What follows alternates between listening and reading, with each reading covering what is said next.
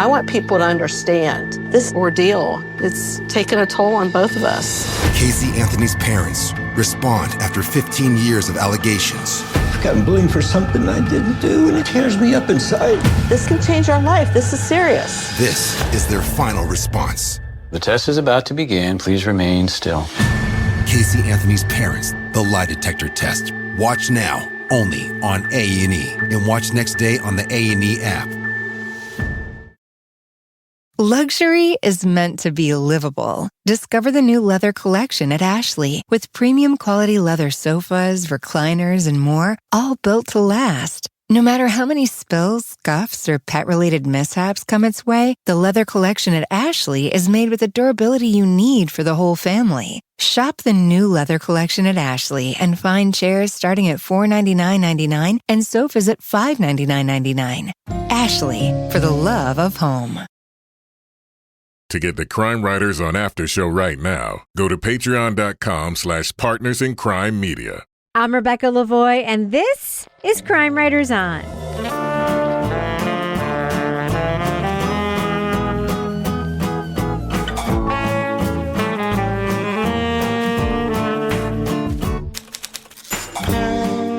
Crime Writers On is the original true crime review podcast that digs into true crime, pop culture, other podcasts. And on this episode, a young boy is kidnapped for 7 years. Even after returning home, a happy ending eluded his family. We'll talk about the Hulu documentary, Captive Audience. Joining me to get that done and more is true crime author, TV journalist, and host of These Are Their Stories podcast, my husband, Kevin Flynn. Hello, Kevin. Hello, Rebecca. Also with us is private investigator, certified pet detective, resident cat lady, and author of Dead on Deadline, Laura Bricker. Hello, Laura. Hello, Rebecca. And finally, our resident doubting Thomas, author of the City Trilogy, host of Strange Arrivals, and our Patreon Deep Dive Book Club podcast host, Toby Ball. Hello, Toby. Hey, Rebecca. So, Toby, I just wanted to mention a quick thing. So, your last Patreon Deep Dive Book Club podcast was a book called The Library Book, right? Correct. I didn't read it, but I heard about it from listening to Kevin editing the podcast and listening to it. And apparently it's about like a library that burned down. The Los Angeles Public Library? Yeah. Yeah. Millions of books. Okay. Well, that's not great. No, However, it wasn't great. It wasn't great. No shit. Good observation. Yes. It was a bit of a downer. Our local library had a fire in our tiny town. It's a bad day for paper. Yeah. A few, remember, like, was it 4 years ago? 3 years ago? Yeah. Our local library had a fire, and it was like 3 days after I had borrowed all the books to take on for summer vacation. I'd borrowed like 4 novels, and then but we hadn't left yet, and there was a fire, and I was still working in the newsroom at the time, and I was like, oh, I saw the fire trucks go, and I was like, I should go take some photos. And all the TV stations were there, and I was very infrequently at like breaking news events because that wasn't my job. I was like digital director. I was always like doing website stuff. Remember I called you, Kevin, from the fire? Mm-hmm. And I was like, Kevin, I'm in a fire. What should I do? And he was like, go talk to the fireman, Rebecca. Like, look for the guy in the white hat. Be a fucking journalist. And I was like, that's not my job. I'm always like behind the computer, like working with other reporters, doing their stuff. So anyway, so we had a fire at our library and everything was, not great, but they were able to, they hosed everything down, but it did create this very big disruption. And the disruption was basically that if you had a book out during this whole period of time of like 6 months while the library was sort of restoring itself or whatever, they just kind of forgot about you. And it didn't really matter. And it was just sort of like this trust system where like you could maybe bring your book back and put it in the repository that's like on Main Street near the library and put in a thing or not. Toby, I had these books for like fucking 2 years and I did not know what to do with them. I finally brought them back like literally 6 months ago. This was like from a couple of years ago. I brought them back. I felt way better.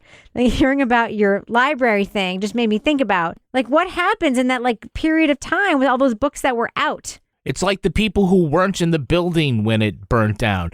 They're fine. Yeah. They're safe. Those books are safe. Yeah. It's okay if what are you going to find a nickel a day? What the hell?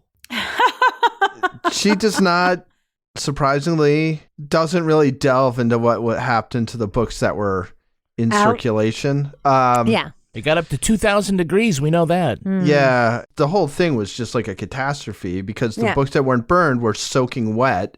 Yep. And so it's a really interesting story in that they basically have to freeze the books before they start mildewing. So it was like finding freezers that were, big enough where you could store, thousands and thousands of books. So anyway, I mean, I don't want to summarize the book, but it was an interesting thing that you didn't hear anything about. I don't know. Was that here that we were talking about this, where the New York Public Library stopped giving fines and they found that people were like actually reading? Yes. Because they'd been afraid to. Wasn't that here that we just talked about that? Yes. Fineless libraries encourages more borrowing. Yes, that is a thing. Yes. Don't give fines. People will borrow books.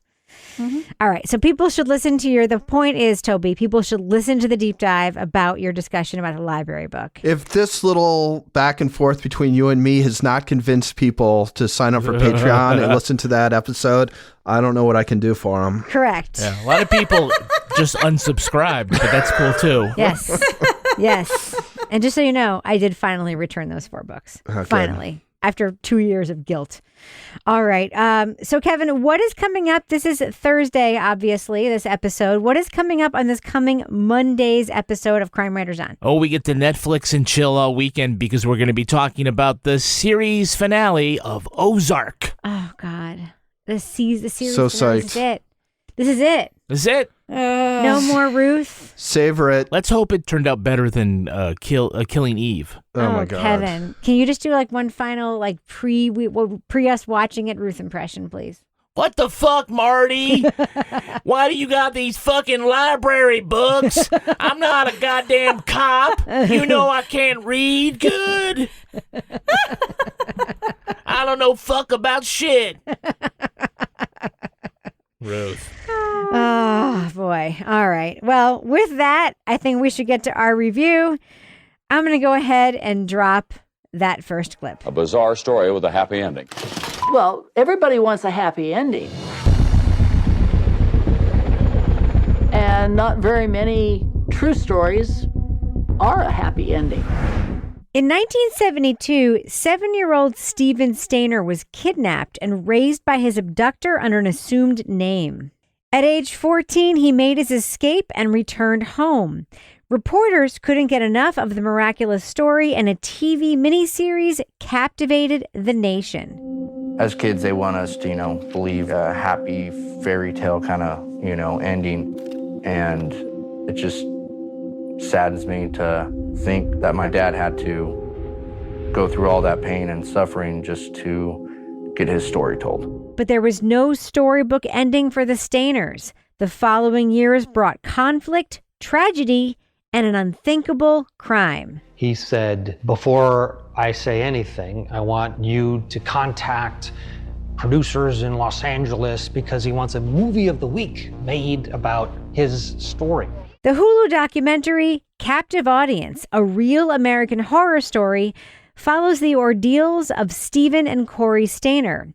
It supplements its historical footage with clips from the 1989 TV miniseries and with research interviews from its screenwriter. It shows how a story can be manipulated and how the media can treat you like heroes one day and villains the next.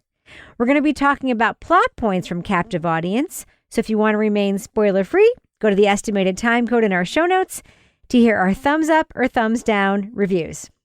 Now, Laura Bricker, you did not have any access to television while growing up, so you had no access to or had never heard of I Know My Name is Steven, right? Right. No, my first name is Steven. So, what did you think about the whole idea of this whole thing that this family had even had a documentary show or a series made about them? Well, as I was watching it and just, obviously struck by the amount of media scrutiny that was on this family for years and on Steven when he comes home, I'm probably the only person who doesn't know about this case because clearly it was everywhere and it was all over the news and it was all over the made for TV thing and it was all in People magazine or whatever. But I think, at that time to have this level of media scrutiny, it felt like, this is, and we've had other child abduction cases, but this sort of felt like one of the first cases where you did have this level of what we see now all the time, like 24-hour news coverage. Like they had like people, there were people on the roof. There were people everywhere. Like I think at one point, Steven's wife was talking about his funeral and was like, there was just like media there. And like anytime something happens, the media is there in our family. It was kind of overwhelming. I'm thinking, my God, because it wasn't a time where that was the norm to have the media everywhere like it is now. Like it wasn't like we could just we can turn on CNN or Fox or MSNBC and watch this 24 hours a day. That was not that time in history. So for that family to have that level of spotlight cast upon them was, pretty overwhelming, but also what the hell is going? I mean, you really can't make this up when we get into like the finale of what happens at the story. But just it was a lot. So did you guys all watch this show? No. Did you all watch this? I remember it. I don't remember. I remember its existence, and I probably watched it, but I definitely remember its existence. I remember it in the ether. I kind of remember like the Oprah like stuff. I remember just sort of it existing. It wasn't like the face in the back of a milk carton, Adam, like those things didn't like rise up to that level for me, but I do remember it. Kevin, one thing I kept thinking when watching this, we always ask this question, right? Mm-hmm. There's a true crime thing, a series gets made, and we're like, oh, there's already been a miniseries about this. There's already been a movie about this. This thing uses the miniseries about this as source material to tell its story. It is one of the most meta things we've ever seen. It is a very peculiar... What do you think about that just formatically? The miniseries is part of the story of this series. Right. They kind of use it as B-roll, and they use it to help illustrate certain points. And, they also get the fruit of the screenwriter's interviews to bring a completely new perspective to it. The making of the miniseries is part of the series. Yes. The writer is speaking my language when we're talking about, what's happening and discussing it with, the people at the network about how they're going to write the story. There's audio tapes, but there's also transcripts from those interviews that they bring on two actors, the two actors that played the kids back in the miniseries, to have them voice it. And like, oh, that could have turned out really bad, but I thought it worked. You're going to read these interviews with Steven. Okay. Well, I didn't want therapy. No, there was a lot of suggestions of getting therapy from people. I just said no. I mean, I'm doing just fine. And so I don't feel I need it, When you find out later that, it wasn't like a cheapo kind of miniseries. This was, nominated for Emmys. At the time, it was Prestige TV. Now, keep in mind, this was before there was such a thing as Prestige TV. There was no such thing as Prestige TV at the time. It was, a network TV miniseries at that time was a big deal. Like the Thornbirds was Prestige TV. Like it was all cheesy, right? Yeah. So Toby, what did you think of this? Because anybody who hasn't watched it, we should explain. This is a true crime story where they interview the family members of everybody that involved. But they also show clips from the miniseries as if they're looking at the past, but they use the miniseries clips, but then they use what the screenwriters did to sort of talk about how fucked up the media coverage was.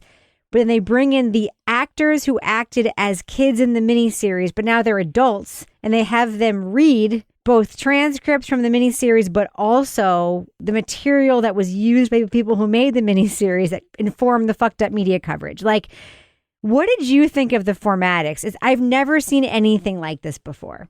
I thought it was great, actually. I mean, I think that, the subtext that runs through this entire thing is how particularly the case with Steven was presented to the public and how the public got its understanding of it. And in some ways, it seemed to me like some of the most interesting, like just brief little moments is when these actors who, were kids, essentially, when they were playing the parts of Steven and Cary, but, they had to kind of inhabit those roles and kind of understand what was going on. And then they come back as adults and are reading this interview transcript stuff. But there are just these brief moments where they're reacting to what they're looking at, to what they're reading or what they're learning. And I don't know, there was just something very affecting about that and about having these too, who I probably without really having much of a sense of what was going on, were very responsible for how the public kind of perceived what happened. And then at this late date, taking a look and just sort of being taken aback by what they're learning, what new stuff they're learning. A lot of it is interviews after the miniseries came. Well, I guess it wasn't after it came out, but it was after they'd already started acting in it. I don't know. I thought it was super effective, and I felt they did a good job of not leaning too hard into it. But it was kind of like this constant, at least for me, kind of beat that was going on beneath the surface. Was like, our understanding of what happened is absolutely created by both the news media and then by, I guess, I didn't even know this thing existed, but this apparently super popular made-for-TV miniseries. Laura, what did you think about having the actors who played Steven and Cary read the transcripts from the interviews that the TV filmmakers did with the real brothers? That was sort of weird.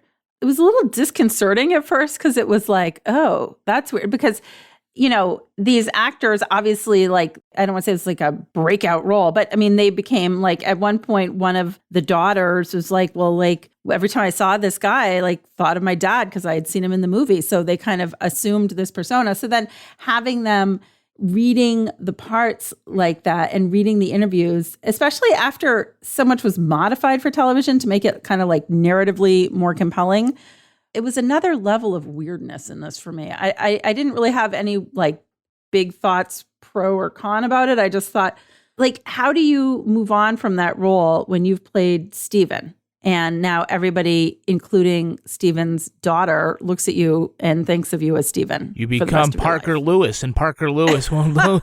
Pros can't lose. Can't lose. That's it. Parker Lewis can't lose. That's him. I never did anything to harm my daughter or my granddaughter.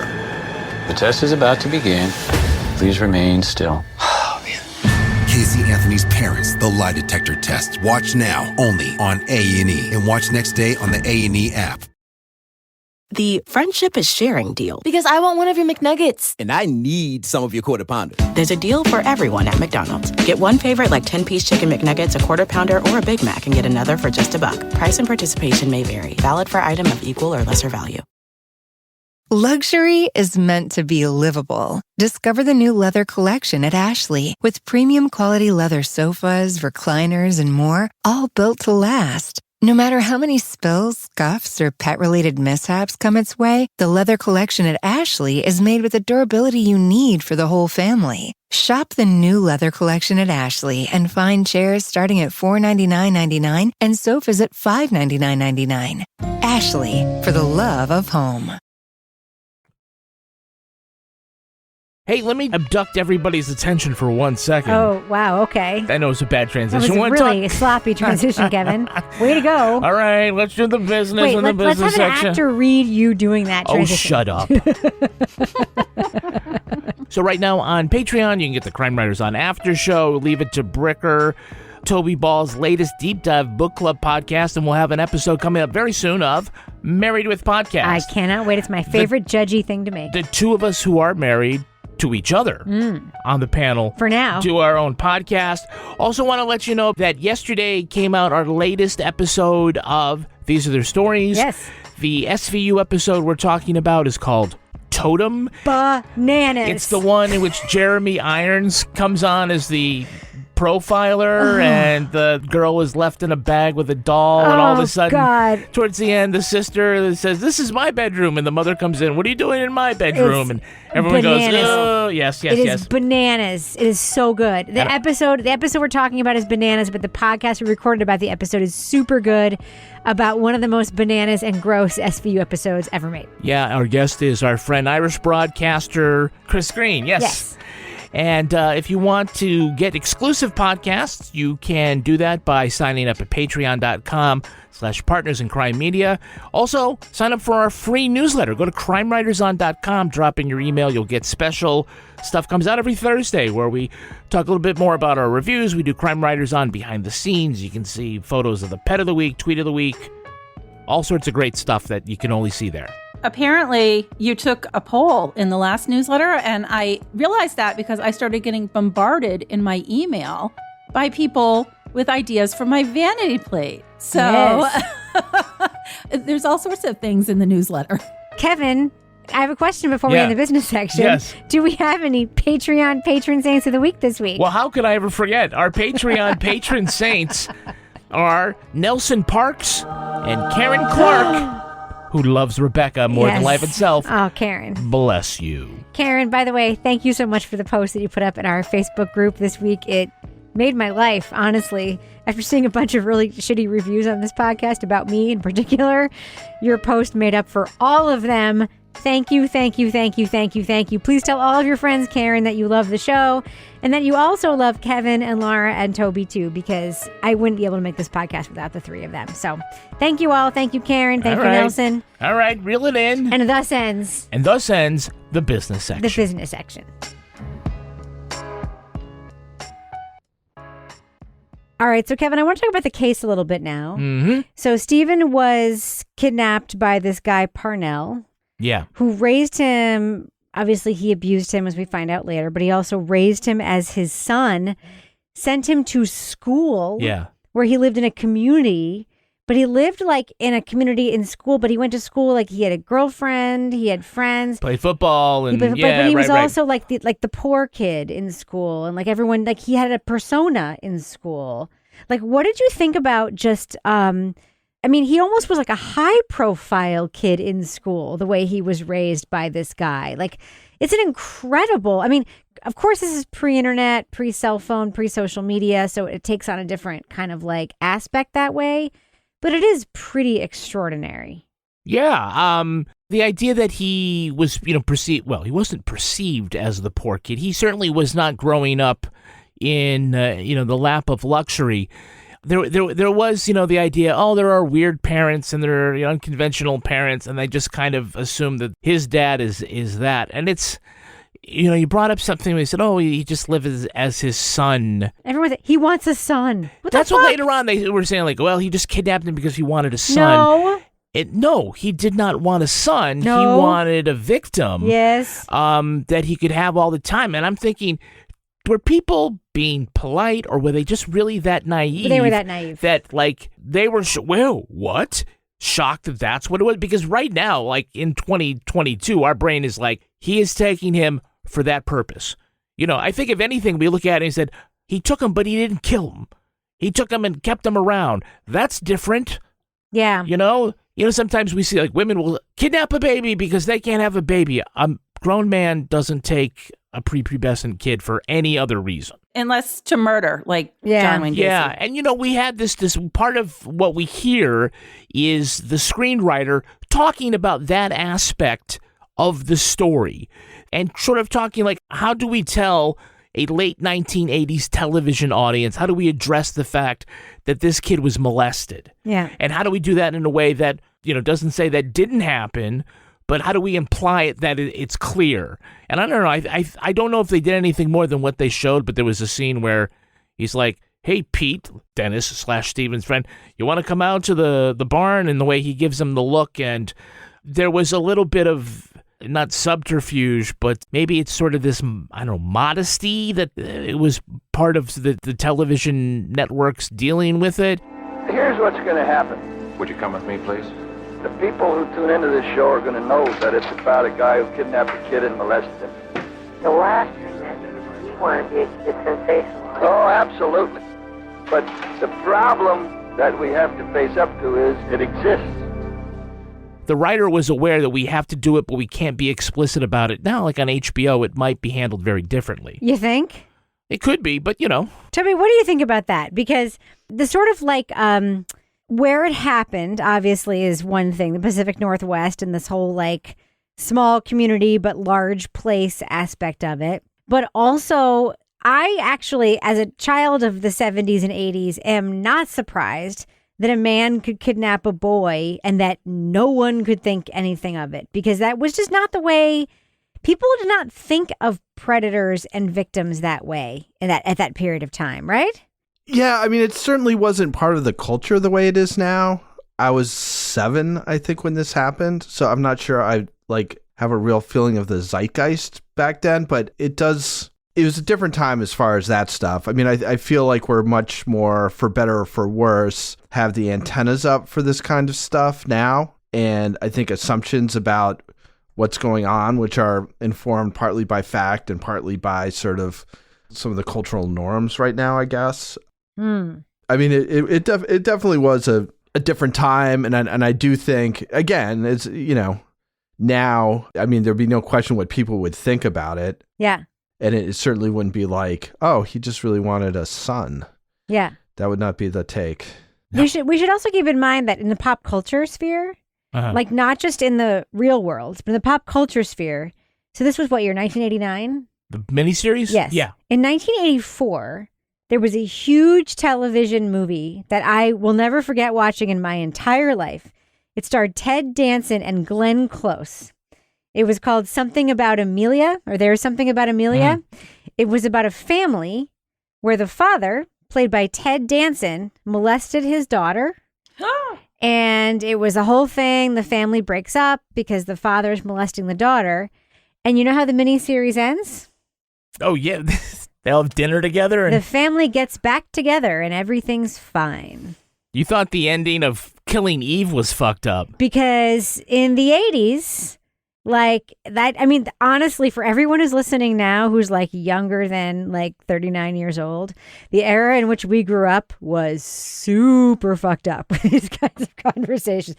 It was just incredibly different than it is now. It's just like, oh, it's like, let's just put that in the feelings box and put it under the bed and never speak of it again. But like that was the era in which we grew up. And this, and like if she had a tattoo that was bad or something like that. Yeah, Not, like they can just get over it. They can reconcile, right? Like he's not a criminal. He's just a dad who made a mistake. I mean, that's the era that this is coming out of. Yeah. This crime.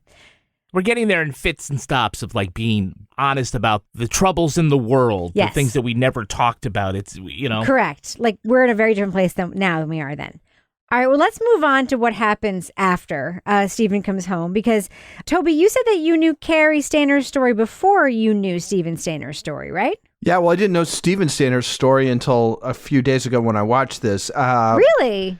Yeah, just because I read some article about Cary Stayner. I think it might have been an Outside magazine, and it was mostly just about his crimes. And then there's a bit about his brother was kidnapped and then returned to the family 7 years later, blah, blah, blah. And that might have played some part in it. And I was like, wow, that's freaking weird. But I didn't realize that that was a whole nother well-known story. I thought it was just like a little factoid about this guy's life. So, you know, once I found out what this show was about, I was like, oh, okay. Because every once in a while it would come up and people would be like, oh, yeah, that's the Stayners. Like, how the hell do you know about that? But I guess it was because Steven was more famous than Cary, which I guess was part of the problem. So, Laura, Cary Stayner and Steven Stayner are obviously two very different people. But Cary Stayner, as portrayed in this, and everybody who knows him says that he was troubled from the beginning, and it likely was not a result of his brother's kidnapping. Do you have a sense of that from watching this? Because it sort of is kind of all over the place for me. I don't really know. I mean, obviously we can't know. His mother won't talk about it, and I don't. Do you blame her? Do you blame her for a second for not wanting to talk about it? No. I mean, I think the thing is that, like, you know, everybody says, oh, well, he wasn't well. There was always something off about him. I didn't really get that from the documentary, but I thought about it afterwards because I was like, you know, everyone says, oh, well, there was always something wrong. And then, you know, you have Steven come home and they're like, well, we talked about sending him to therapy, but then we just decided not to. So here you have two brothers, both clearly in need of therapy. And again, going back to what you were saying before, Rebecca, at this time period, that was just not what you did. Like, you really can't even imagine that these two things would happen to these two brothers. But at the same time, you're thinking, like, what if it was a different era where they had therapy? Would this have still turned out the way well, I mean, Steven, who knows? I mean, he just got hit. He got hit on his motorcycle. That was a freak accident. What a horrible ending for him, right? Horrible ending. But Cary, I mean, like, that was crazy. And, you know, so you have his mother who won't even talk about him. Do you want to talk about any of that, or would you like to leave that alone? No. Okay. Will not. You got it. I just wanted to make sure I was Yeah, asking. you're clear. Okay, good. You're clear. And then you have, like, was it like his niece who was like, I was really interested in this case until I realized it was like Uncle Cary. She was already the daughter of trauma because her father was Steven Stayner. She barely knew him, except that people kept telling her dad was a good dad, right? But she didn't really know. And now, of course, she's a true crime fan, which is like, oh. Yeah, guys, the Cary story is interesting about, how does he compare and how does he see himself vis-a-vis his brother? And you're right. I mean, they were talking about mental illness early on, and obviously if you have violent tendencies like that, it is probably the result of some long festering issues that, may be behavioral and may also be psychological. But I think it was really interesting that the thing that he told the reporter first off was that he wanted a TV movie made about it. I think Cary Stayner wanted to be noticed. And I think that the reason he admitted it to me was because on some level, he wanted the world to know. He wanted the world to know his story on his terms. There was something inside that really did want attention. In this moment, he's trying to measure up to his brother Steven. As a kid, he couldn't live up to him when Steven was missing, and he couldn't live up to him after he returned as a hero, and he can't live up to him after he dies. So he seems to, like, with all of his other issues, continues to compare himself to his brother, who was this ethereal presence in and out of his life. Yeah, I don't buy that as an excuse for killing people. No, I don't. No, I'm not saying it's an excuse. I'm saying that, like, in my opinion, he may have killed people anyway and used a different excuse. I just think it was part of his psyche, Or he may have done something else. I don't know. It's hard for me to make that leap. That being said, there was a tremendous amount of trauma in the family, and maybe he wouldn't have killed people. It was trauma that was inflicted. I just don't. There's a bucket of trauma there. I mean, Toby, I don't think that we can deny that this family absorbed a giant bucket of trauma, period. Yeah. I mean, that's something when you're watching the mother while she's giving the interviews, it's like, man, she's been dealt a rough hand. It reminded me a little bit of the family in Hidden Valley Road, which is a book by Bob Kolker, which won all the awards, which he did a deep dive about. But it's about a family, I think, has 12 kids, and 6 or 8 of them end up having schizophrenia. But it's just this incredibly tragic story of a family who I think, like the Stayners, they basically get like a community's worth of trauma just in this one family unit. You can see it on all of them. I mean, the Steven's kids, like the son, clearly is still living with that sort of generational trauma. There's a lot of melancholy, I guess, when they're talking to the family members, and really just about everybody who's in this. I mean, even the actors, I feel like that's one of the sort of affecting things about it is you can kind of imagine that they get contact. It's like, will you do this? We're making this documentary. It's like, oh, sure, that sounds kind of weird. And going to doing it. But then once they're actually doing it, you can, I mean, you can tell that they're affected by it, right? You can tell by their sort of asides and sort of their demeanor. So, yeah, I mean, it's not like a really, like some other things that we've watched, in that it didn't seem to me to be like a super tough watch. But you can tell that the people in it, that there is sort of this melancholy throughout it.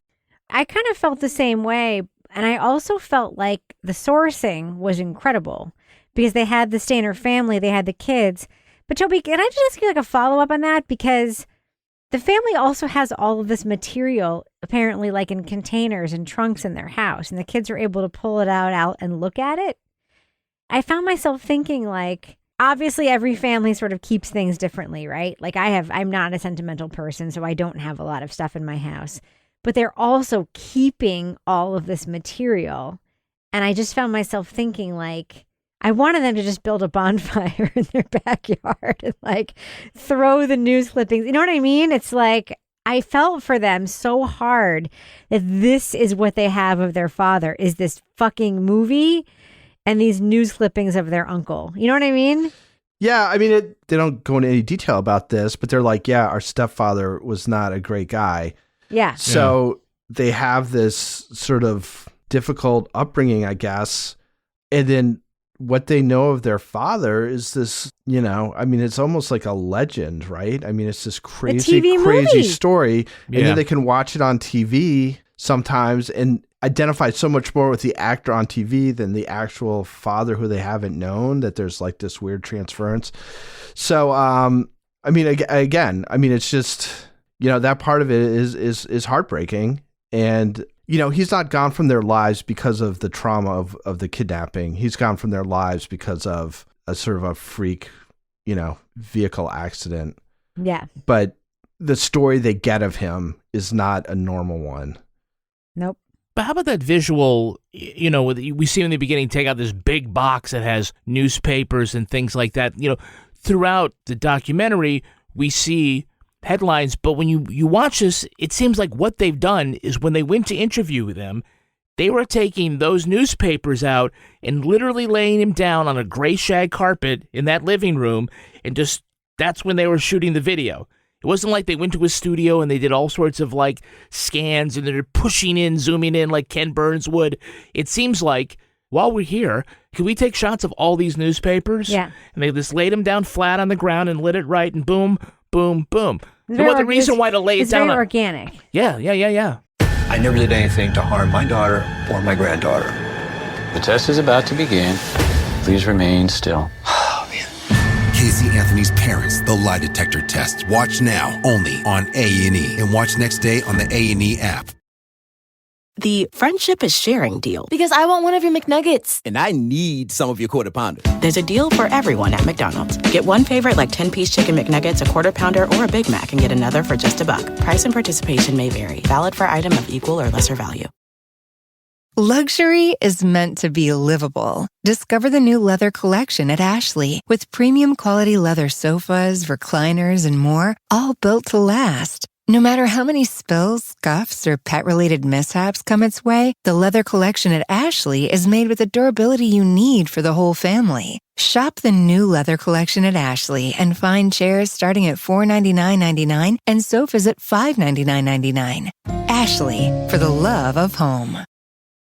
Yeah.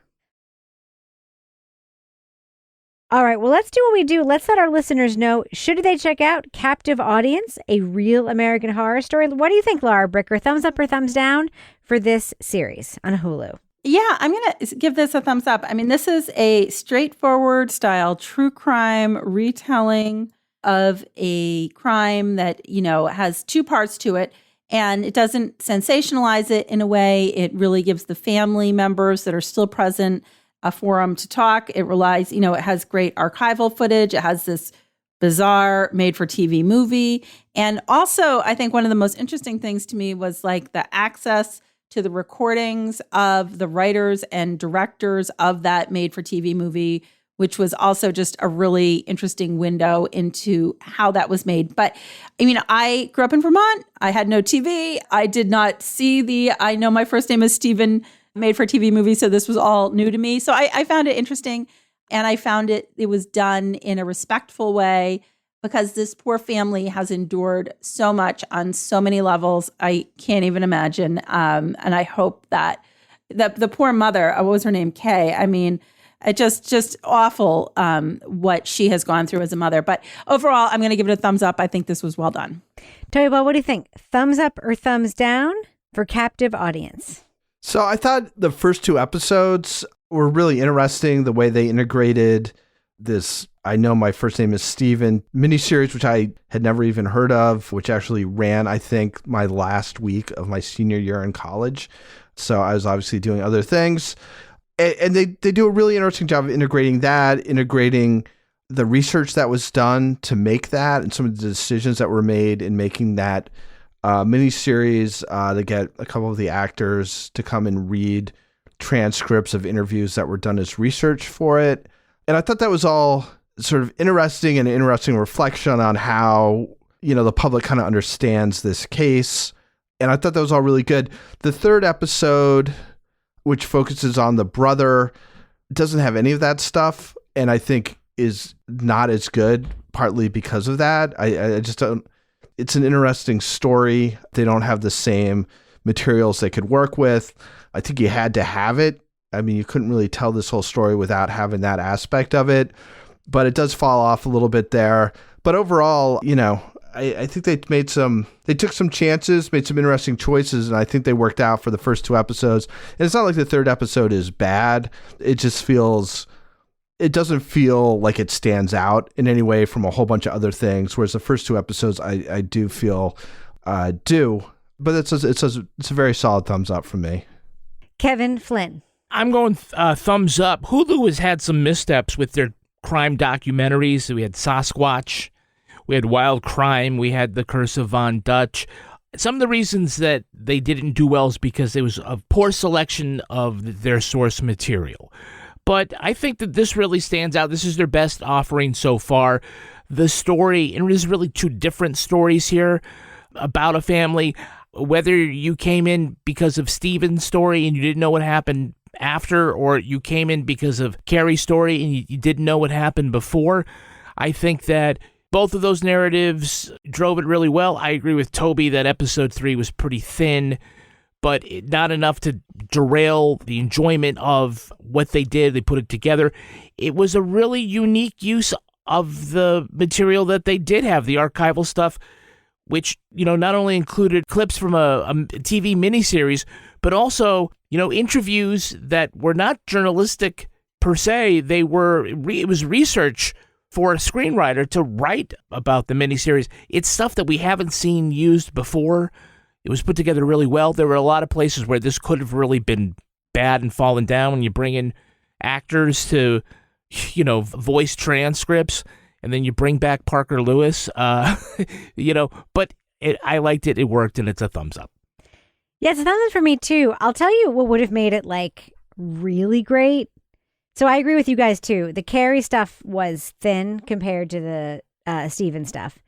And it's almost like in real life, unfortunate that Cary's case happened for this piece of media. Because, if it was just the Steven case and this piece of media was made, it'd be amazing. Cary's case, if there was, and I'm sure there is, a piece of fictional media tied to Cary's case, if they'd been able to do the similar treatment with that piece of media tied to Cary's case and do a part 2 of this where they were able to bring it, do a similar thing. If there had been a similar, like the Outside Magazine article or a Cary Stayner movie and sort of weave the 2 together, that would have been fucking episode incredible. Of something on Investigation Discovery. Yeah, but the problem is, I think the issue is the family didn't really want to talk about it, right? There were barriers there to telling his story. So, yeah. So I think it was imbalanced in that way, and that's why it was unsatisfying in that end. But if they could have figured out a way to flesh it out the way they were able to flesh out the Steven side. I'm just going to say, though, I did not like this as much as I like it now after hearing Toby Ball talk about it. Okay. So, Toby, you know how sometimes you come into a review and you're like, I don't know how I feel about this, and then you come out of it liking it more? Mm-hmm. You have elevated my appreciation of it. So I came into it maybe thumbs up. I'm coming out of it thumbs up because of you. Oh, so good. Yeah, thumbs up for me for this thing. I will say one thing. I don't get the title at all. I don't either. It's bizarre. Captive Audience, A Real American Horror Story. I think that Captive Audience might be a thing where they're trying to make a kidnapping No, thing? A multi-season thing, and Captive Audience is series 1. I don't know. Or that there was a captive audience for the made-for-TV movie. I don't know. I don't like the title. Or captive audience for the whole that family. Being said, I am a thumbs up for this thing, mostly because of Toby, and because it's, the first 2 episodes are really good. Yeah, so thumbs up for me for this. All right, so that's going to do it for us. But before we go, Laura Bricker, I have to ask, do we have a cat of the week this week?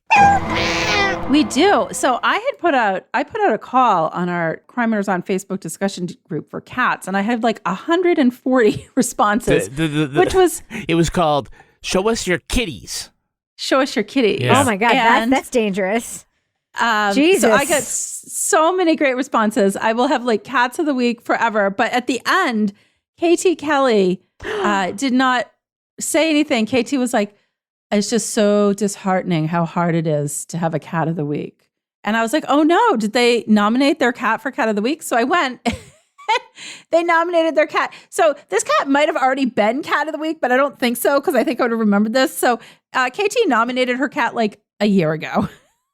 And I felt the pain when I read that comment. So I went back and I found the nomination. And it actually sort of fits my cat's life right now because, as you know, Rocky Flintstone now has the male kitty urinary issue, and Pippin needs to lose some weight, and they're both orange males. And this is also an orange male cat owned by KT, Louis the cat. He is 13, and she has had him since he was a kitten.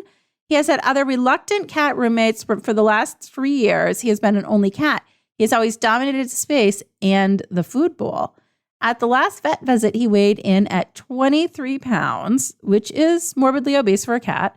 Despite him being on a diet for the longest, he wasn't losing weight. And then during the COVID times, it was time to ramp up efforts for Louis the cat. And he had a mandatory play and exercise before his meals and is now under 20 pounds. There is literally no weighing him. He's very strong and makes it known he is not to be handled. The vet said, don't bring him back in unless it's an emergency. Apparently, Louis can be a pain. So Louis is still substantial, but he's a lot healthier and full of energy and zooming around like a kitten. So KT, send some more tips because Pippin the kitten needs to go on the same plan as Louis the cat. And I'm sorry that it's so hard for people to get their cats as cat of the week, but I will get to all of you, even a year late. And Laura Bricker, I know that you did not know this, so I'm just going to throw this in there. Katie Kelly is one of my oldest friends. We were friends from junior high and high school. She lived down the street from me. We used to call in radio requests together. We were fans of U2 together. Katie's had a really rough couple of years. Katie is the best, and I love her so much. And that is not a thing that you knew. I love her so much, and I'm thinking about her all the time. So thank you for picking her. Thank you. This is not nepotism. It's not. It's not. No, because I looked and we will put it in our newsletter, the before and after photos of Louis the cat. And I'll give you a before photo of Pippin if you want to include that because he needs to go on the plan that Louis was on. Well, Katie and I got in a lot of trouble when we were kids, or at least I did. I mean, she never did. Her parents were great. Mine were mean. All right. Laura Bricker, if folks want to reach out to you, they don't have to be my childhood friends, but if they just want to reach out to you and pimp their pets to be pet of the week, doesn't have to be a cat. How can they find you? Either on our Facebook group, of course, they can go there. They can email us at crimewriterson@gmail.com. But if they want to tweet to you, how would they find you there? You can show me your kitties at Laura Bricker on Twitter. Dirty. It is so fucking dirty. You know it's dirty, right? You know it's dirty, right? No, I know. But the picture, the little graphic was not. It was just little kitty cat. Alternative is not a whole lot better. We are not going to solicit kitties for you, Toby. But if folks just want to say hi to you, how can they find you on Twitter? At TobyBallNH. And Kevin, if folks want to show you their doggies, how can they find you on Twitter? I'm at Kevin P. Flynn. And if you want to show me your dogs on Twitter or Instagram, you can find me at Reb Lavoie. You can also follow the show on Twitter or Instagram at Crime Writers On. And please join our incredible community and our official Crime Writers On group. My friend Katie Kelly is there, as are many of my friends and your friends. Go to Facebook, find our regular Facebook page, search for our group. We will let you in. Just answer a couple of questions. Support the show at patreon.com/partnersincrimemedia. You get the Crime Writers On After Show, Married with Podcast, Laura Bricker's Leave It to Bricker podcast, and Toby Ball's incredible Deep Dive Book Club podcast. Our theme song was composed and performed by Ty Gibbons. Our line editor is the incredible, almost college graduated Olivia Burdett.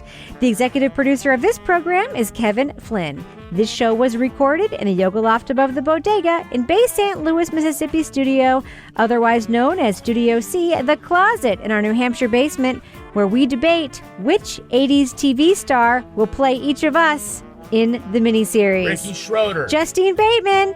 On behalf of all the crime writers, thanks so much for listening. We will catch you later. You don't fucking want Ricky Schroeder, man. You do not want that guy. I was going to say Jason Bateman, so I'm glad. You do not want that guy. In 2002... Okay, you can go now. Get your hairball out? I got it out. Partners in Crime Media. Luxury is meant to be livable. Discover the new leather collection at Ashley with premium quality leather sofas, recliners, and more, all built to last. No matter how many spills, scuffs, or pet-related mishaps come its way, the leather collection at Ashley is made with the durability you need for the whole family. Shop the new leather collection at Ashley and find chairs starting at $499.99 and sofas at $599.99. Ashley, for the love of home.